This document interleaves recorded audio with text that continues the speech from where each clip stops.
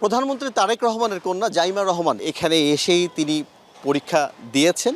যে প্রসিডিউরগুলো শেষ পর্যন্ত সম্পন্ন করতে হয় সেগুলো তিনি করেছেন এবং এখন পর্যন্ত আমরা যতটুকু জানি যে জাইমা রহমানের যে ড্রাইভিং লাইসেন্স সেটি হয়তো খুব দ্রুত অন্যান্য যে আনুষ্ঠানিকতাগুলো রয়েছে সেগুলো শেষ করে দ্রুত তিনি হাতে পাবেন।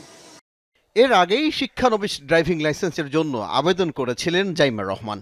ড্রাইভিং লাইসেন্সের জন্য অন্যতম একটি শর্ত বায়োমেট্রিক, অর্থাৎ ব্যক্তির নিরাপত্তা কিংবা ব্যক্তির বিষয়টি নিশ্চিত হওয়ার জন্য যে বায়োমেট্রিক, সেই বায়োমেট্রিক রুম আমরা এখানে দেখছি। এই কক্ষে ফিঙ্গারপ্রিন্টের মাধ্যমে পরীক্ষার্থী যাচাই করা হয়, এরপরেই লিখিত পরীক্ষা দেন, পরে মৌখিক পরীক্ষাতেও অংশ নেন, এরপর হয় গাড়ি চালিয়ে দক্ষতা যাচাই। উনি এখানে পরীক্ষা দেওয়ার জন্য আসছিল এবং সাধারণ মানুষের মতো পরীক্ষাটা দিচ্ছে।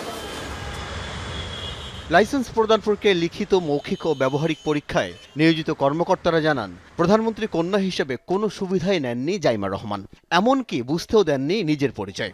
আর 10 জন সাধারণ মানুষের মতোই সকল কার্যক্রম শেষ করেছেন তিনি। উনি একজন সাধারণ নাগরিক, যেভাবে পরীক্ষা দেওয়ার সেভাবেই দিয়েছে, আমরা সেভাবেই তার পরীক্ষাটা গ্রহণ করেছি। যেভাবে উত্তীর্ণ হওয়ার কথা সেভাবে, ওনার জন্য কোনো এক্সট্রা কোনো ব্যবস্থা রাখা হয় নাই। জানা গেছে জাইমা রহমান হালকা যান, মোটরসাইকেল ও প্রাইভেট কার চালানোর লাইসেন্সের পরীক্ষা দিয়েছেন।